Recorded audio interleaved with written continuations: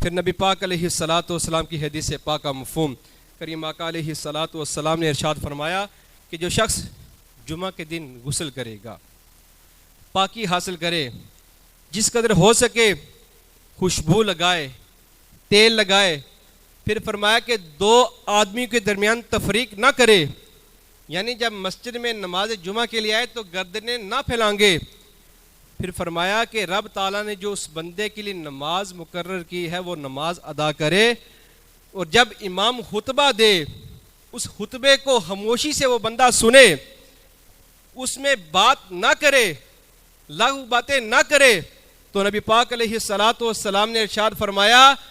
اس جمعہ اور اگلے جمعہ کے درمیان اس بندے کے جتنے گناہ ہیں رب تعالیٰ ان سب گناہوں کو معاف فرما دے گا۔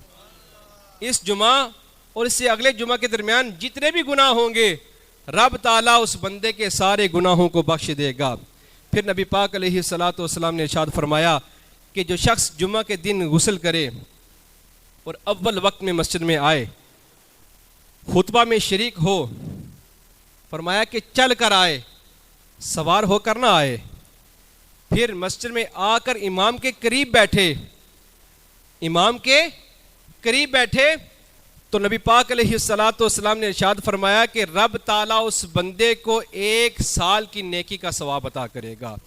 رب تعالیٰ اس بندے کو 1 سال کے روزے رکھنے کا ثواب عطا کرے گا، رب تعالیٰ اس بندے کو 1 سال کی راتوں کے قیام کرنے کا ثواب اس بندے کو عطا کر دے گا۔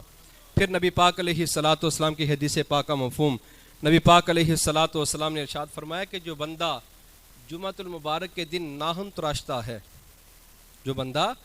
جمعۃ المبارک کے دن ناخن تراشتا ہے، نبی پاک علیہ الصلاۃ والسلام نے ارشاد فرمایا رب تعالیٰ اس بندے کو بیماری کو، اس بندے کی جو بیماری ہے اس کو صحت میں، تندرستی میں تبدیل کر دیتا ہے، رب تعالیٰ اس بندے کی بیماری کو تندرستی میں تبدیل کر دیتا ہے۔ پھر نبی پاک علیہ الصلاۃ والسلام کی حدیث پاک کا مفہوم فرمایا کہ جمعہ کے دن مسجد میں جلدی آیا کرو، جمعہ کے دن مسجد میں جلدی آیا کرو،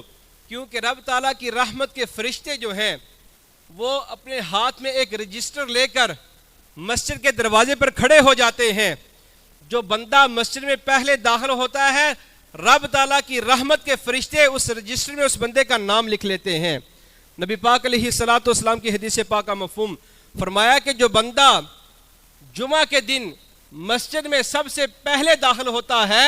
رب تعالیٰ اس بندے کو ثواب کیا عطا کرتا ہے، رب تعالیٰ اس بندے کو اپنی بارگاہ میں اونٹ صدقہ کرنے کا ثواب عطا کرتا ہے۔ کیا؟ اونٹ صدقہ کرنے کا ثواب عطا کرتا ہے۔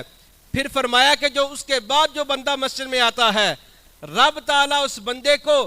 گائے صدقہ کرنے کا ثواب عطا کرتا ہے۔ پھر فرمایا کہ جو بندہ اس کے بعد مسجد میں داخل ہوتا ہے رب تعالیٰ اس بندے کو مینڈا صدقہ کرنے کا ثواب عطا کرتا ہے۔ جو بندہ اس کے بعد مسجد میں آتا ہے رب تعالیٰ اس بندے کو مرغی صدقہ کرنے کا ثواب عطا کرتا ہے۔ جو بندہ اس کے بعد مسجد میں داخل ہوتا ہے رب تعالیٰ اس بندے کو انڈا صدقہ کرنے کا ثواب عطا کرتا ہے۔ پھر نبی پاک علیہ الصلاۃ والسلام نے ارشاد فرمایا کہ جب امام خطبہ دینے کے لیے ممبر پر بیٹھتا ہے تو رب کی رحمت کے فرشتے